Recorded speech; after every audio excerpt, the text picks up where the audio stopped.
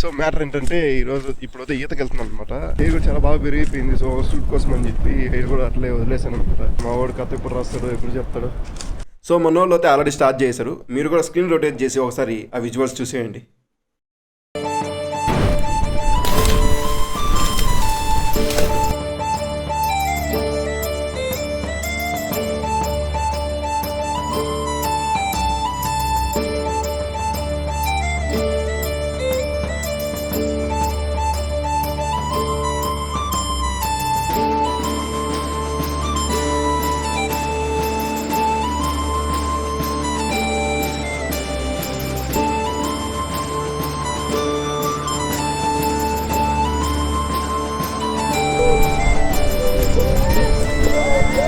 ఇప్పటికైతే ఇంతే, ఇక ఉంటాను.